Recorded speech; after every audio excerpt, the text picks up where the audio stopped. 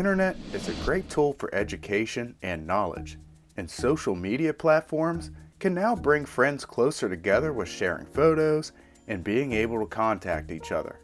Many students are finding themselves online more for virtual classwork, but the internet and social media isn't always friendly. The Frederick County Sheriff's Office handles a wide variety of cyber threats on a yearly basis. Harassment, we get bullying, we get general threats, but we also sometimes get requests for sexually explicit either videos or pictures and so on. One big problem about social media is cyber threats tend to be shared amongst others across the country. What we've seen the most of is like threats, like general threats that may have not even started in Frederick County, but could start in the Midwest, threats of a school shooting, threat of an act of mass violence, and it keeps getting shared. And that's what we see often because students share it with one another and we start getting an influx of calls. If a student is getting cyberbullied, they should report it immediately.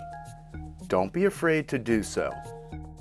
Well, there's that common misconception of, I'll be known as a snitch. Fear of retaliation, that's one of the things. Fear, not so much fear, they feel that they can handle it themselves, or actually fear of nothing will be done if they report it anyway.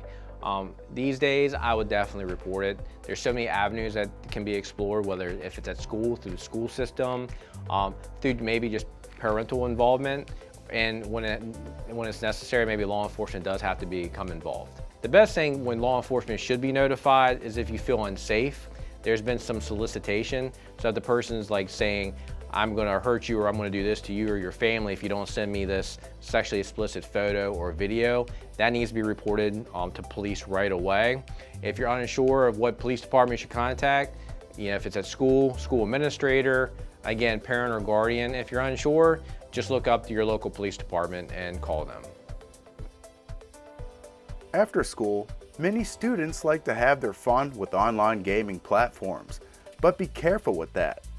Predators can be lurking there as well. Parents need to keep an eye out on who their child is playing with. One of the other things you want to be aware of is gaming platforms.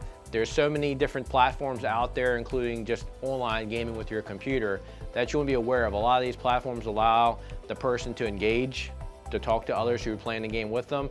And most of the time it's harmless, it's great fun. But I know personally I set the settings up in my house where they can only talk to people they're friends with who we know that they often play with. We don't allow them to talk to anyone outside that group.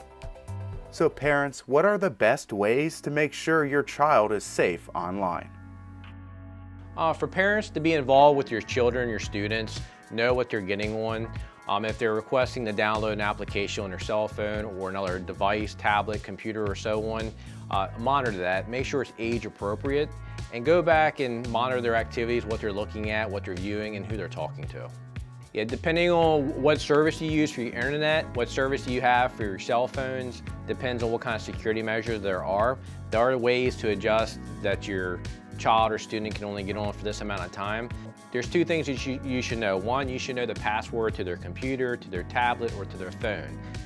There's other secondary passwords, so if they're using a social media site, you want to know the password to that social media site also. One of the biggest things that we run into when we're doing these investigations is, what's the password to this or what's the password to that when we're trying to investigate the case, and a lot of parents are like, I don't know. Know these passwords. Don't be scared to take your child's phone, tablet, or device, whatever they have. And remember, if a cyberbully deleted something, the Frederick County Sheriff's Office knows how to find it.